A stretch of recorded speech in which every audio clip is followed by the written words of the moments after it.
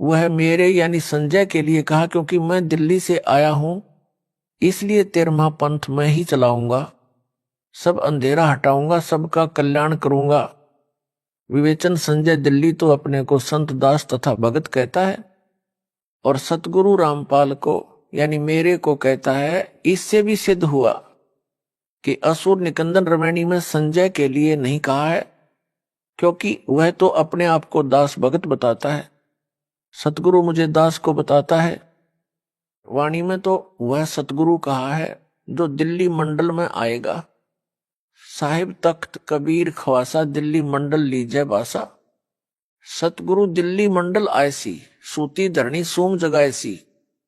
अर्थात कबीर साहिब सतपुरुष के तख्त सिंहासन के पास रहने वाला, उनके सतलोक दरबार का खवास नौकर यानी दास दिल्ली मंडल दिल्ली के आसपास निवास करेगा यानी जन्म लेगा।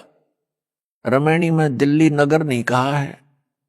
साकट गुरुद्रोही संजय तो दिल्ली नगर में जन्मा है। वाणी में दिल्ली मंडल, मंडल का अर्थ है दिल्ली नगर के आसपास का कुछ क्षेत्र कहा है। जैसे वर्तमान में एनसीआर बनाया है, यह सब दिल्ली मंडल है, दिल्ली अलग राज्य है। वाणी में फिर कहा है कि वही सतलोक में कबीर साहिब का खवास यानी दास यानी नौकर दिल्ली मंडल में सतगुरु बनकर आएगा और सोम यानी कंजूस लोगों को तत्व ज्ञान से जगाएगा, भक्ति दान सेवा करवाएगा। असुर निकंदन रमैनी की वाणी में तो स्पष्ट कहा है कि सतगुरु से जीव का कल्याण होगा। साकट संजय दिल्ली गुरुद्रोही का तर्क कुतर्क यानी गलत विवेचन सिद्ध हुआ। इसको वाणी का अर्थ भी ठीक से नहीं करना आता, अनर्थ करके बताता है। काल का दूत यही करता है, यह स्पष्ट काल का दूत है। यह अपने को तत्वदर्शी संत बताता है, कहता है कि मेरे अतिरिक्त किसी को भी गुप्त ज्ञान मूल ज्ञान नहीं है, सब अज्ञानी है। इसने तो दास को भी अज्ञानी बताया है, क्योंकि वो कहता है कि मेरे अतिरिक्त किसी को तत्वज्ञान यानी मूल ज्ञान नहीं है। इससे तो यही स्पष्ट कर रहा है कि मैं संजय गुरुद्रोही ही तत्वदर्शी हूं। यदि वह दास द्वारा बताए यथार्थ अध्यात्म ज्ञान यानी तत्व ज्ञान से भिन्न ज्ञान रखता है, तो उसकी पुस्तक बनाए या कोई वीडियो बनाकर इंटरनेट पर डाले, तब मेरी संगत का छोटा सा बालक भी उसके अज्ञान का पर्दाफाश कर देगा। यह संजय दिल्ली गुरुद्रोही प्रथम नाम मंत्र वही जाप करने को देता है, या मेरी आवाज से प्रथम मंत्र दीक्षा दिलाता है जो दास ने इसको दीक्षा में दिए थे, तथा जो भी सतनाम यानी 2 अक्षर का इसको दिया है, इसको ना सार नाम दिया है ना सार शब्द प्राप्त करवाया है। अब यह गुरुद्रोही इन दोनों नामों प्रथम मंत्र तथा सतनाम से भी खाली हो गया है।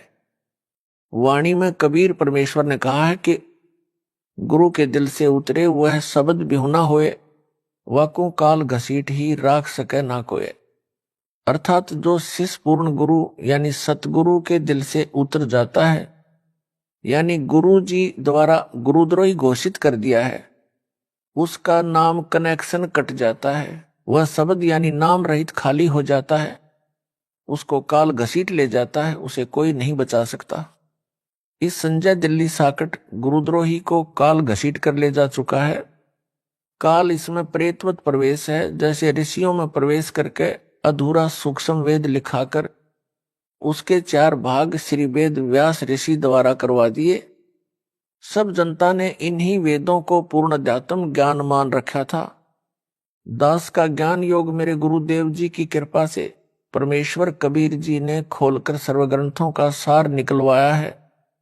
सूक्ष्म वेद यानी तत्व ज्ञान जो स्वयं कबीर परमेश्वर जी ने प्रत्येक युग में प्रकट होकर सतलोक से चलकर आकर बताया था, उसे सब ग्रंथों से भी प्रमाणित किया है।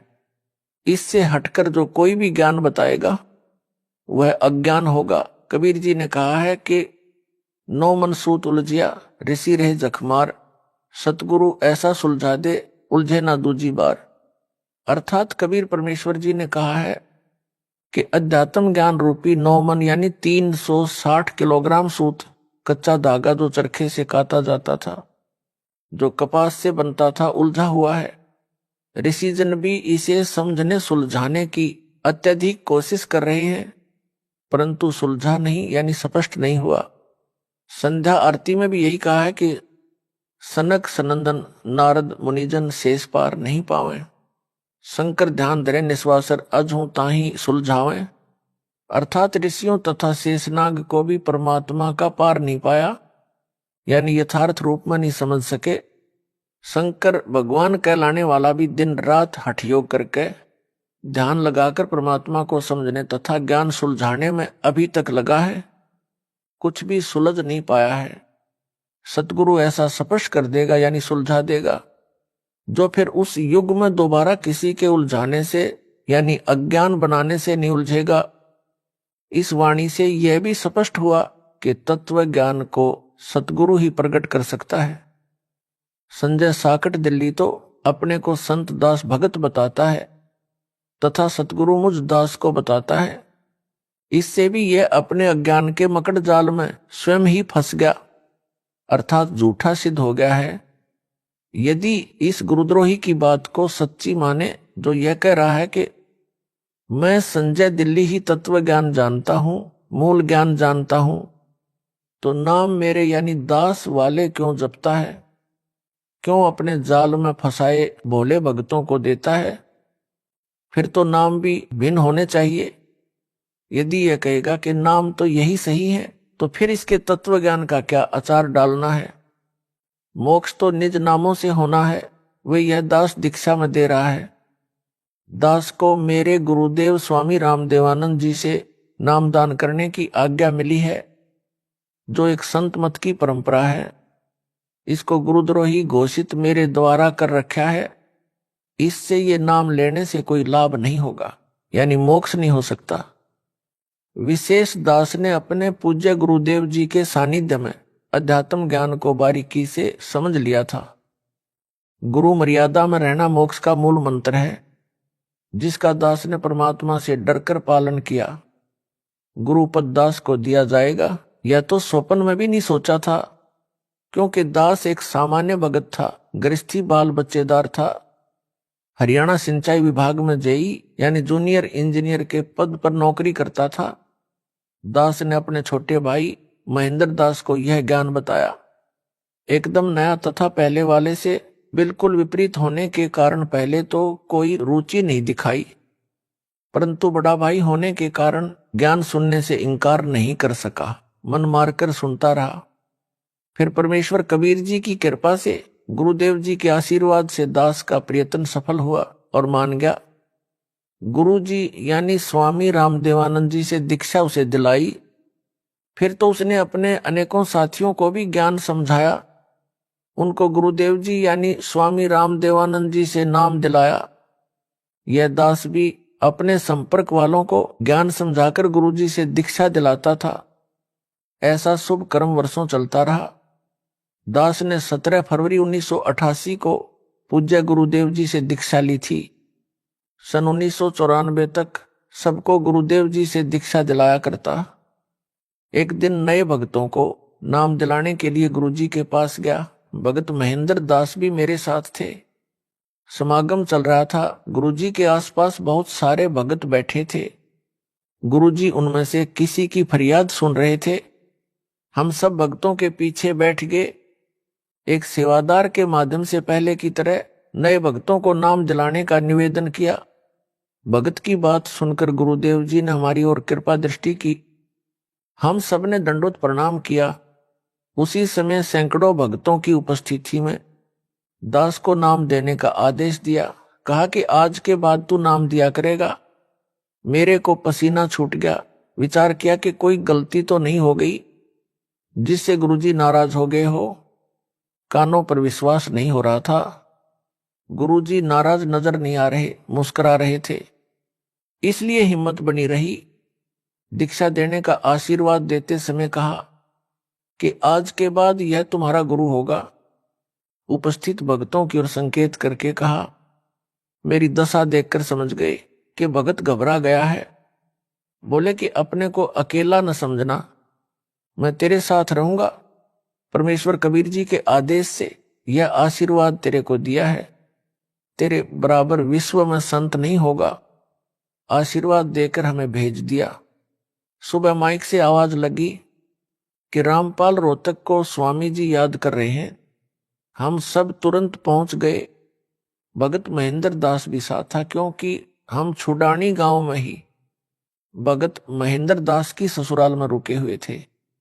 उस रात दास को नींद नहीं आई कि इतनी बड़ी जिम्मेदारी को कैसे निभा पाऊंगा। गुरुदेव तो जानी जान थे, उनको पता था कि भगत की हालत खराब हो गई है। जाते ही फिर कहा कि अपने को अकेला मत समझ, परम शक्ति तेरे साथ है, मैं भी तेरे साथ हूं, तेरे समान विश्व में संत नहीं होगा। और कहा कि इन सबको नाम दे जो नए भगत दीक्षार्थ आए थे। अपने सामने दीक्षा दिलाई। स्वामी जी ने सर्व संगत को बोल दिया कि आज के बाद मैं किसी का गुरु नहीं रहूंगा, रामपाल से दीक्षा ले लो। कारण यह था कि मेरे दादा गुरुजी ने उनको सारनाम देने का आदेश नहीं दे रखा था, क्योंकि प्रारंभ से परंपरा चली आई थी दास को ही सारनाम दिया जाना था, क्योंकि उत्तराधिकारी को ही सारनाम दिया जाता था। स्वामी जी ने मेरे अतिरिक्त किसी को सारनाम नहीं दिया था। मेरे को आगे सारनाम देने का परमेश्वर कबीर जी का आदेश स्वामी जी को मिलने के बाद ही दिया था। कहा था कि पूरी परीक्षा करके ही सारनाम अनुयायियों को देना, तेरे को परमात्मा कबीर जी का भी संकेत आएगा, तब तक सारनाम ना देना। यह सब निर्देश बाद में दास को अकेले को तलवंडी बाई जिला फिरोजपुर पंजाब में आश्रम में दिया था। जब दास अकेला ही उनसे मिलने पहुंचा था, स्वामी रामदेवानंद जी गुरु महाराज जी का वचन फला है जो आज आपके सामने है। विश्व में ज्ञान छा गया है। जो स्वयंभू गुरु बने हैं उनको अध्यात्म का खा का भी ज्ञान नहीं। कितना भार सिर पर लिए हैं। यह संपूर्ण अध्यात्म ज्ञान का टोटा है। जो नकली गुरुओं का जीवन नष्ट करता है, उसके चेलों चेलियों का भी तर्क गुरु के अनुयायियों की जिम्मेदारी गुरु पर होती है, गुरु के सिर पर भार होता है। जब कबीर परमेश्वर जी ने देखा था कि 64 लाख अनुयायी पटरी से उतर गए थे, गुरु की आज्ञा को भी अनदेखा करने लगे थे, वे सारनाम योग्य नहीं थे, तो अपने सिर से भार उतारने के लिए लीला की थी। काशी नगर की प्रसिद्ध गणिका को हाथी पर बैठाकर बोतल में गंगाजल भरकर लोग उसे शराब मान रहे थे, पीने लगे। शराबी जैसी हरकत करते हुए गणिका के गले में बांह डालकर मुख्य बाजार में घूमने लगे थे।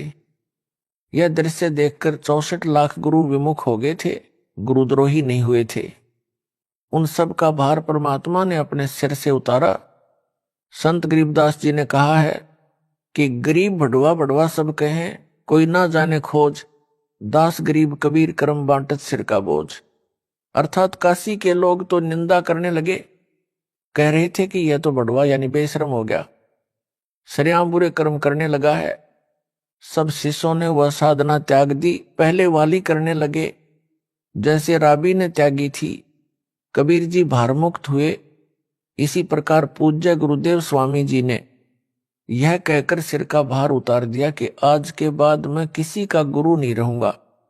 पहले वाले भी रामपाल से नाम ले लो, परंतु दुर्भाग्य है उन पहले वालों का, अधिकतर ने दास से दीक्षा नहीं ली।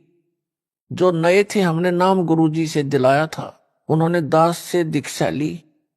परमेश्वर कबीर जी ने अपने परम शिष्य गरीबदास जी को काल के साथ आंख में चोली खेलने की भविष्य की सब रणनीति बता दी थी। संत गरीबदास जी ने अपने एक शिष्य शीतलदास को सारनाम जाप को दिया था।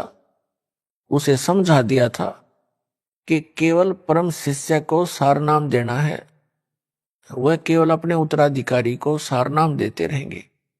अगला निर्देश मेरा यानी कबीर जी का आएगा, उसके बाद संगत को देना प्रारंभ करना है। उसी आदेश के अनुसार यह सारनाम गुप्त रखा था। 1 मार्च सन 1997 को दास को परमेश्वर कबीर जी मिले। सारनाम देने का सही समय बताकर सारनाम देने का आदेश दे गए। दास से पहले मेरी गुरु प्रणाली के संतों को छोड़कर किसी कबीर पंथी या गरीबदास पंथी को सारनाम तो दूर है, सतनाम का भी ज्ञान नहीं था। सार शब्द तो अभी तक रहस्य में रखा है। सारनाम भी लंबी परीक्षा